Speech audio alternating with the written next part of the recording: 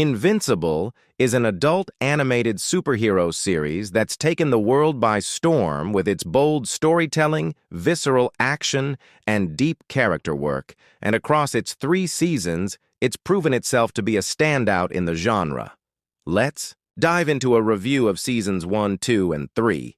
Season 1 kicks off with a bang, introducing us to Mark Grayson, a 17-year-old kid who's just like any other teenager, except his dad, Omni-Man, is the world's greatest superhero from the planet Viltrum.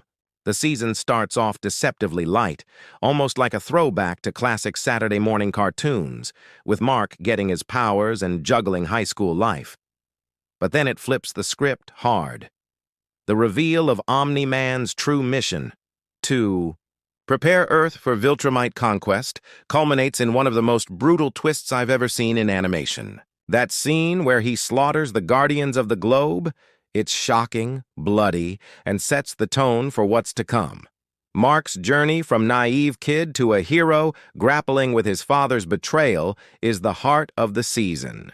Steven Yeun's voice acting brings so much vulnerability to Mark, while J.K. Simmons as Omni-Man is chillingly perfect.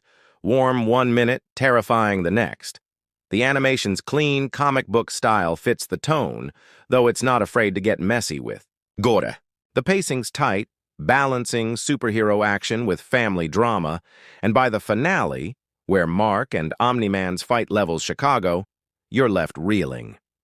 It's a near-perfect first season, blending heart, humor, and horror into something truly unique.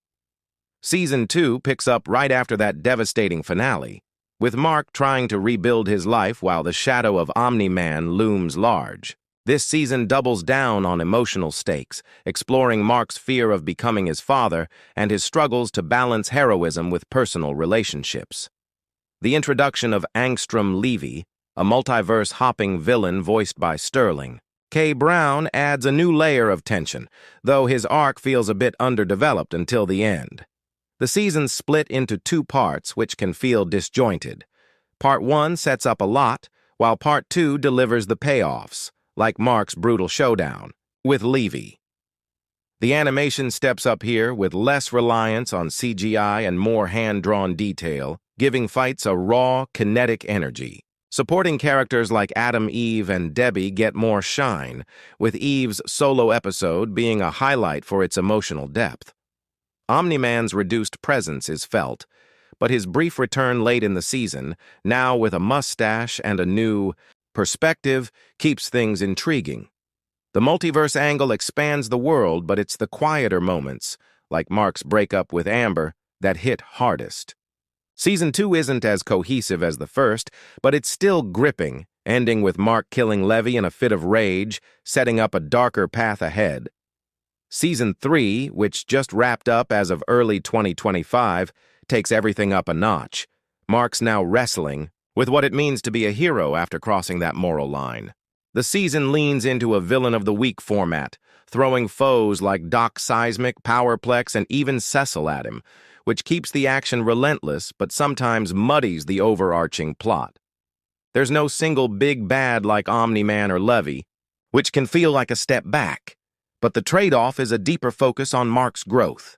He's forced to confront the cost of his actions. Every life he takes weighs on him, and Yeun's performance captures that anguish beautifully. The animation's still top-notch, though some fans have memed about minor hiccups like JPEG. Dragging. The season's highlights are its character-driven episodes, like Debbie navigating a new relationship or Eve making a pivotal choice about her powers. The finale mirrors Season 1's chaos, but doesn't quite match its emotional punch, though it teases huge things to come with the Viltrumites. New voices like Aaron Paul and Simu Liu add fresh energy, and the gore's as intense as ever. Think limbs flying and blood splattering. It's not the tightest season, but it's fast-paced, confident, and leaves you hungry for more. Overall, Invincible's 3 seasons form a wild, bloody, and heartfelt saga. Season 1's a masterpiece of setup and subversion, Season 2 stumbles a bit but deepens the world, and Season 3 pushes Mark to his limits with mixed results. It's not flawless, pacing and villain focus can waver, but it's one of the best superhero shows out there, animated or otherwise. If you love anime-style storytelling with mature themes and don't mind the gore, Invincible is a must-watch. Each season builds on the last, and with more on the horizon, it's only getting bigger.